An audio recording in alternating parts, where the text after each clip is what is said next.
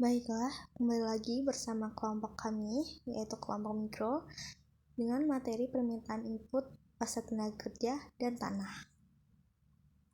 Yang beranggotakan 3 orang, yaitu saya sendiri, Andini Fauziah Zahra, Nesya Dialova, dan Adelina Hati Nauli. Materi pertama yaitu tentang permintaan input, yang akan dijelaskan oleh saya. Baiklah, di sini saya akan menjelaskan materi pertama mengenai permintaan input. Nah, apa sih permintaan input itu? Permintaan input adalah kebutuhan akan faktor-faktor produksi yang digunakan oleh perusahaan untuk menghasilkan barang atau jasa. Faktor produksi tersebut meliputi tenaga kerja, modal, lahan, dan kewirausahaan. Perusahaan akan memutuskan jumlah input yang dibutuhkan berdasarkan biaya dan produktivitas input tersebut, di mana keputusan ini bertujuan untuk memaksimalkan laba. Nah, permintaan input itu dipengaruhi oleh yang pertama, harga input. Jika harga input meningkat, perusahaan mungkin mengurangi penggunaan input tersebut atau mencari alternatif. Lalu yang kedua, produktivitas marginal input. Semakin tinggi produktivitas input, semakin tinggi pula permintaan untuk input tersebut, karena harganya lebih efisien. Lalu yang ketiga itu harga produk akhir. Jika harga produk yang dihasilkan perusahaan naik, permintaan terhadap input untuk memproduksi barang tersebut juga cenderung naik. Jadi, jika produksi akhirnya ini naik, produk yang dihasilkan perusahaan itu pula akan naik.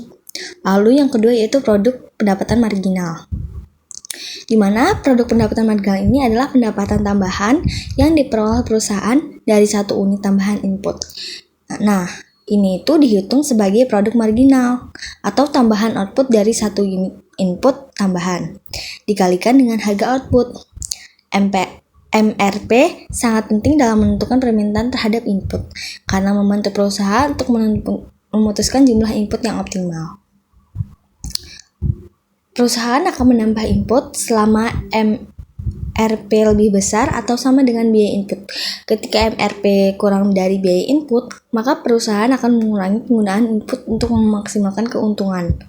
Lalu yang kedua yaitu produktivitas. Produktivitas mengukur dari efisien dari penggunaan input dalam proses produksi yang sering dinyatakan sebagai output per unit input.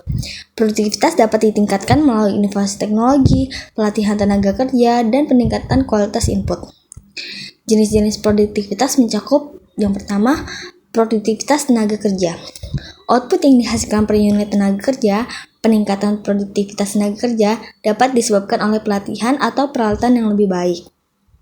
Yang kedua itu produktivitas total faktor. Yang ini mencerminkan efisien kombinasi semua input yang digunakan dalam proses produksi, yang memperhitungkan kontribusi teknologi dan pengolahan dalam produksi. Yang terakhir itu hubungan produktivitas dan permintaan input. Ketika produktivitas input tertentu meningkat, perusahaan mungkin membutuhkan lebih sedikit input untuk menghasilkan output yang sama, atau mereka mungkin menggunakan lebih banyak input untuk meningkatkan produksi. Produktivitas tinggi sering menurunkan biaya produksi dan memungkinkan perusahaan bersaing lebih baik di pasar. Nah, begitulah yang dapat saya sampaikan. Pasar tenaga kerja. Berbicara mengenai pasar tenaga kerja, biasanya kita akan melihat dua hal penting, yakni keterampilan atau pengetahuan yang dikuasai oleh pekerja itu sendiri, serta upah yang ditawarkan. Dari pernyataan tersebut, muncul pertanyaan mengapa besarnya upah tenaga kerja berbeda antara yang satu dengan yang lain. Dalam perspektif ekonomi, penjelasannya adalah perbedaan upah yang diterima tenaga kerja terjadi karena pengaruh dari permintaan dan penawaran di pasar tenaga kerja itu sendiri. Pada prinsipnya, permintaan terhadap tenaga kerja muncul akibat adanya kebutuhan untuk tersedianya tenaga kerja tersebut. Oleh karena itu, dalam kajian ekonomi, permintaan terhadap tenaga kerja dikenal juga dengan istilah derived demand. Gambaran sederhananya, perusahaan garment. Nah, di mana permintaan akan sejumlah tenaga kerja yang memiliki kemampuan menjahit pakaian datang dari kebutuhan perusahaan garment untuk memproduksi pakaian dalam jumlah tertentu. Apabila permintaan dan penawaran atas suatu produk berpengaruh terhadap harga produk, pada pasar tenaga kerja, permintaan dan penawaran atas tenaga kerja itu sendiri akan berpengaruh terhadap upah tenaga kerja. Selanjutnya, berbagai jenis pasar tenaga kerja. Yang pertama ada pasar tenaga kerja terampil, di mana pekerja memerlukan keahlian ataupun keterampilan khusus yang biasanya diperoleh melalui pelatihan ataupun pendidikan. Pekerja terampil mencakup sektor teknologi, kesehatan, hukum yang membutuhkan sertifikasi ataupun pengalaman profesional tertentu. Yang kedua, ada pasar tenaga kerja tidak terampil, di mana pekerjaan ini tidak membutuhkan keahlian ataupun pelatihan khusus seperti pasar tenaga kerja terampil dan biasanya melibatkan tugas-tugas yang lebih sederhana ataupun fisik. Contohnya seperti pekerjaan di sektor konstruksi atau tenaga kerja lepas tanpa kualifikasi. Selanjutnya ada pasar tenaga kerja formal, di mana melibatkan pekerjaan yang terdaftar dan diatur secara resmi oleh pemerintah ataupun lembaga terkait. Pekerja formal biasanya memiliki kontrak kerja, jam kerja yang teratur, dan perlindungan hukum seperti asuransi dan tunjangan. Selanjutnya ada pasar tenaga kerja informal, di mana pasar informal ini mencakup pekerjaan yang tidak diatur oleh kontrak resmi ataupun aturan formal lainnya seperti pekerjaan lepas ataupun harian. Pekerja di pasar ini sering tidak memiliki jaminan sosial ataupun hak perlindungan yang setara dengan pekerja formal.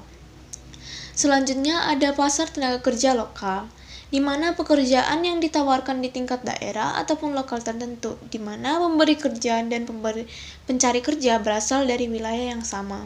Pasar ini biasanya melibatkan pekerjaan di bisnis kecil ataupun perusahaan lokal yang tidak berskala nasional ataupun internasional.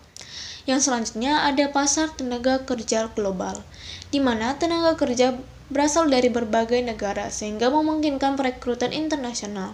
Pada pasar global ini umumnya melibatkan pekerjaan yang memerlukan keahlian tertentu dan memungkinkan karyawan untuk bekerja secara jarak jauh ataupun berpindah ke negara lain.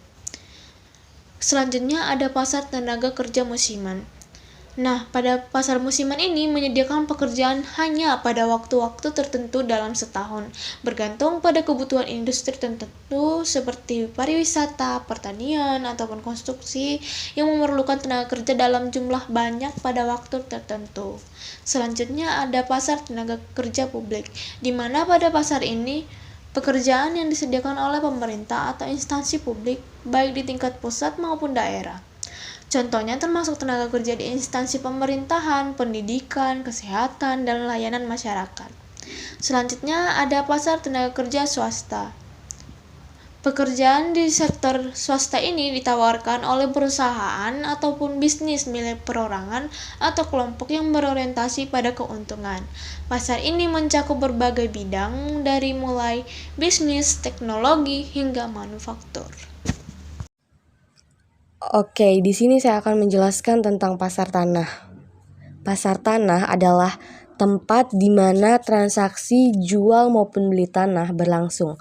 Pasar ini melibatkan pihak penjual maupun pembeli tanah, baik untuk keperluan pribadi, komersial, maupun investasi. Dalam pasar tanah, harga dan nilai tanah sangat dipengaruhi oleh faktor-faktor seperti lokasi, karena nilai tanah bergantung pada kegunaan, aksesibilitas, dan juga fungsi dari tempat tersebut dalam konteks aktivitas ekonomi. Nilai tanah pasti akan berbeda-beda tergantung pada lokasinya.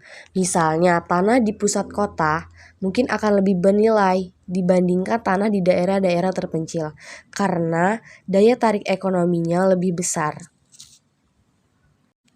Nah, tanah ini memiliki karakter tersendiri. Pasar tanah berbeda dengan pasar tenaga kerja. Pasar tanah memiliki sifat khusus yaitu inelastis sempurna, di mana jumlah atau luas tanahnya itu bersifat tetap. Misalnya, luas lahan atau tanah tersebut 10 hektar pada 10 tahun yang lalu. Nah, sampai sekarang luas tanah tersebut pasti masih tetap di 10 hektar karena ia bersifat tetap. Karena penawarannya bersifat tetap, maka harga tanah itu tidak ditentukan oleh banyaknya tanah yang ditawarkan, tetapi ketersediaan pembeli untuk membayar harga tanah yang ditentukan oleh penjual. Nah, nilainya itu ditentukan oleh nilai yang bersedia untuk membayar lebih tinggi, dia yang akan menggunakan lahan tersebut. Nah, jika lahan dalam proses produksi yang kita gunakan, pasti ada pendapatan pada pemilik atau penjual lahan tersebut. Nah, pendapatan itu disebut dengan sewa murni. Kapan sih sebuah perusahaan membeli tanah untuk kegiatan produksi? Jadi, perusahaan akan membeli ataupun menggunakan tanah selama pendapatan yang diperoleh dari menjual produk yang diproduksi di tanah tersebut cukup untuk menutupi harga per periode tanah tersebut. Jika dinyatakan dalam bentuk persamaan, apabila MRP-nya sama dengan P-nya atau sama dengan harganya. Misalnya disewa lahan dengan luas 20 hektar, marginal revenue produknya yaitu 50 juta. Nah, jika harganya juga sama yaitu 50 juta, maka perusahaan akan siap untuk menyewa lahan tersebut. Namun sebaliknya, jika sewa lahan tersebut lebih mahal, namun MRP-nya di bawah harga lahan tersebut, tentu perusahaan enggan untuk membeli atau menyewa lahan tersebut. Oke, selanjutnya kurva permintaan input. Pergeseran dalam kurva permintaan produksi disebabkan oleh beberapa faktor. Yang pertama yaitu permintaan atas output, yang kedua kuantitas input komplementer dan substitusi, yang ketiga harga input lainnya, dan yang keempat perubahan teknologi. Yang pertama, permintaan atas output. Ketika permintaan produk akhir meningkat, kebutuhan input untuk produksi juga naik, menyebabkan kurva permintaan inputnya bergeser ke kanan. Namun sebaliknya, penurunan permintaan output akan menggeserkan kurva ke kiri. Yang kedua, kuantitas input komplementar dan substitusi.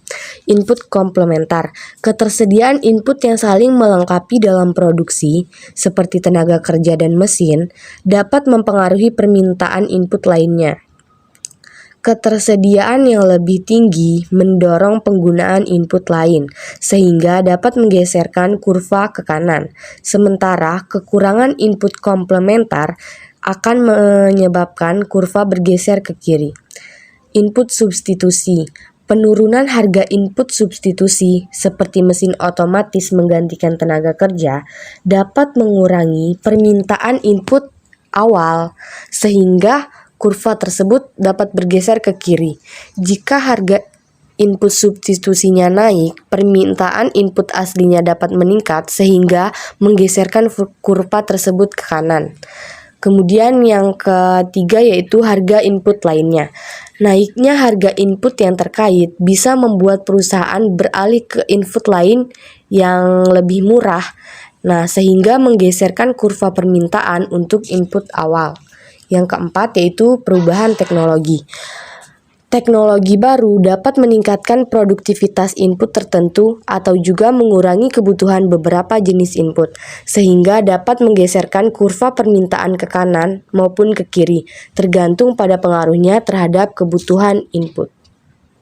Baiklah, sekian materi yang dapat kelompok kami sampaikan. Kurang lebihnya mohon maaf.